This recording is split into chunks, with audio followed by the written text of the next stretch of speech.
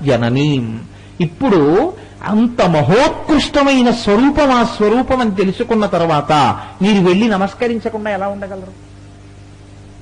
అందుకే ఎక్కడెక్కడ అయ్యప్ప దేవాలయం ఉంటుందో అక్కడక్కడ గురు వైభవం ఉన్నది అని గుర్తు.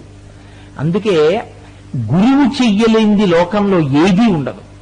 గురువు తన కొరకు తానేమీ చేసుకోడు. గురువు లోకం కొరకే చేస్తాడు. ఏది చేసినా తాను ఎంత కష్టపడిపోనివ్వండి, ఎంత నలిగిపోనివ్వండి, పట్టించుకోడు. లోకం యొక్క క్షేమాన్ని ఆలోచిస్తాడు. శిష్యులు ఏం చేస్తారు? ఇలా ఆయన నలిగిపోతే, ఆయన పడిపోతే మాకు చెప్పేవాడెవరు? అందుకని ఆయన పడిపోకుండా శిష్యులు రక్షించుకుంటుంటారు. ఆయన క్షేమాన్ని శిష్యులు చూస్తారు. ఆయన తన క్షేమాన్ని చూసుకోడు. తను కాలిపోతూ కొవ్వొత్తిలా లోకక్షేమం కొరకు తాను ప్రవర్తిస్తాడు.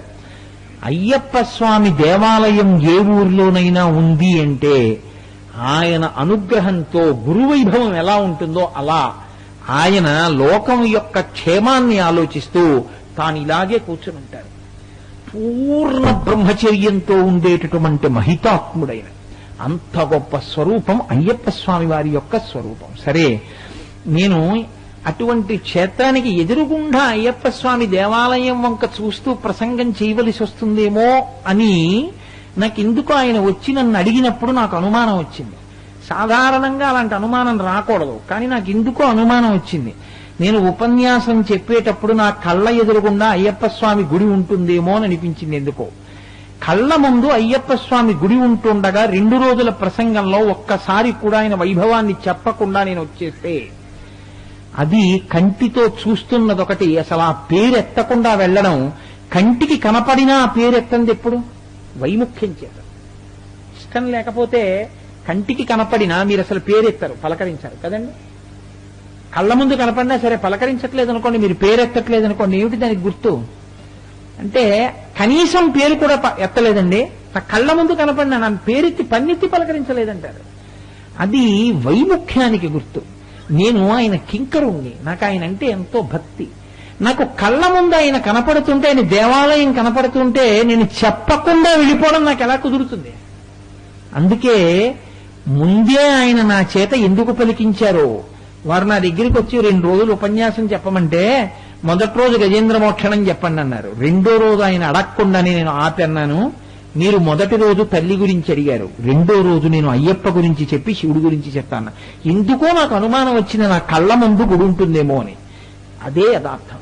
అందుకని ఇవాళ నా మనసు తృప్తిగా ఉంది. నేను అయ్యప్ప స్వామి వారి గురించి 4 మాటలు మనవి చేసుకున్నాను. కాబట్టి ఇవాళ పౌర్ణమి, చాలా గొప్ప తిథి, అమ్మవారు పరిపూర్ణమైనటువంటి కళ్ళతో వెలిగేటటువంటి రోజు. కాబట్టి నేను ఆ శివస్వరూపం గురించి, ఇప్పటికే 8:30 అయిపోయింది, అయినా నేను ఆ శివస్వరూపం గురించి ఒక 4 మాటలు మనవి చేసి నా ఉపన్యాసాలని పూర్తి చేసేస్తాను. శివుడికి శివ అని పేరు. శివ అంటే యథార్థమునకు నామవాచకం కాదు, అంటే అదొక పేరు అని మీరు అనుకోవద్దు. శివ అంటే అర్థం ఏమిటంటే ఎప్పుడూ ఏది చేస్తూ ఉంటాడో దాన్ని బట్టి ఆయనకి ఆ పేరు వచ్చింది. మీరు లోకంలో చూడండి, కొంతమందికి ఆయన చేసేటటువంటి పనితోటి ఆయన పేరు పలకబడుతూ ఉంటుంది. ఇప్పుడు మా గోపాలకృష్ణ గారు ఉన్నారు. మా గోపాలకృష్ణ గారిని చాలా మంది మేస్టార్ అంటుంటారు.